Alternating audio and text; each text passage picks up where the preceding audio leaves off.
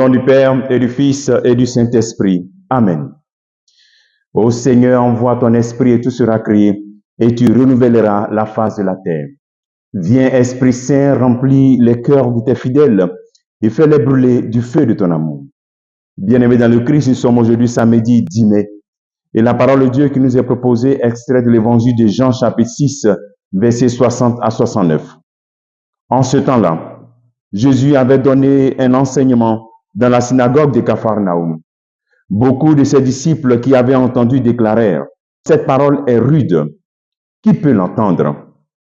Jésus savait en lui-même que ses disciples récriminaient à son sujet et il leur dit, « Cela vous scandalise, et quand vous verrez le Fils de l'homme monter là où il était auparavant, c'est l'Esprit qui fait vivre. La chair n'est capable de rien. Les paroles que je vous ai dites sont esprit et elles sont vie.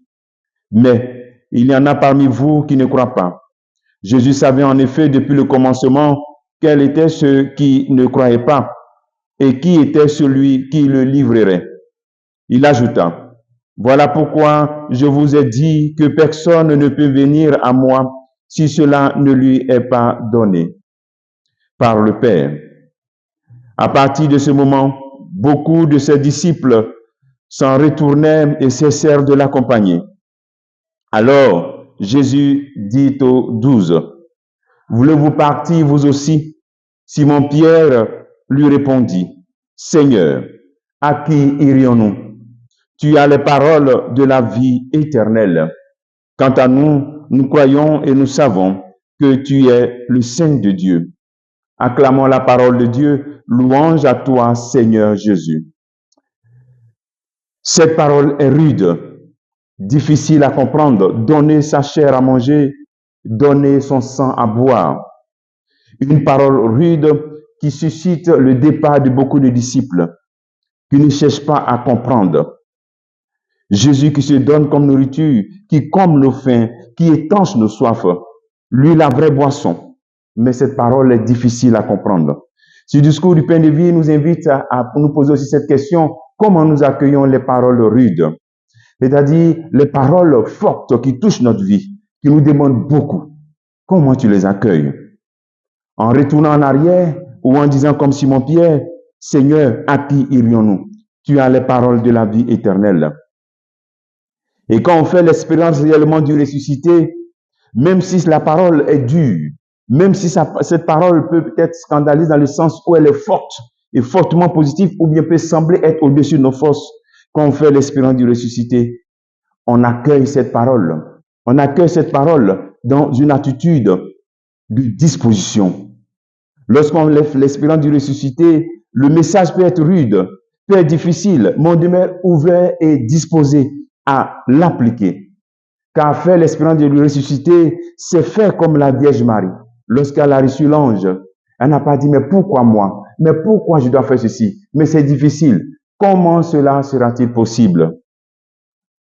L'accueil du ressuscité face à la parole de Dieu, à la parole du ressuscité, doit nous pousser à nous demander, mais comment? C'est-à-dire chercher les voies et moyens, les stratégies pour mettre en pratique cette parole. Et le Christ nous donne ici une révélation en disant que cette parole, c'est l'esprit.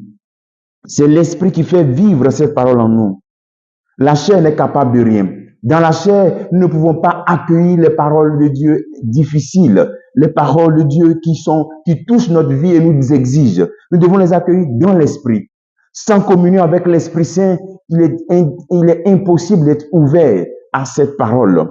C'est pour cela que tu dois invoquer constamment l'Esprit Saint et dire comme la Vierge Marie, mais comment je pourrais mettre cela en pratique avec la force de l'Esprit Saint? Et encore te dire, comment le Seigneur peut me demander quelque chose d'impossible? Comment le Seigneur peut me demander quelque chose qui est au-dessus de ma force? Si lui me donne l'Esprit Saint, s'il est toujours avec moi, s'il s'appelle l'Emmanuel, Dieu avec moi. Et comme Simon-Pierre, nous devons aussi dire, Seigneur, à qui irions-nous? Tu as les paroles de la vie éternelle. Restez avec lui, quelle que soit la dureté de la parole. Et comprendre que lui-même nous aide. À qui irions-nous? Tu as les paroles de la vie éternelle. Alors donc, c'est comme accueillir cette parole comme l'essentiel. Ce qui nous remplit, ce qui nous comble, c'est la volonté et la parole de Dieu. comme travail que tu pourrais faire en ce jour, c'est de poser cette question simple, aussi comme Simon-Pierre. Est-ce que tu peux dire, Seigneur, à qui irai-je? Je n'ai que toi seul. Tu es mon plan A, tu es mon plan B, tu es mon plan Z. Je n'ai plus d'autres plans. C'est toi seul, mon unique plan. Que Dieu te bénisse au nom du Père et du Fils et du Saint-Esprit. Amen.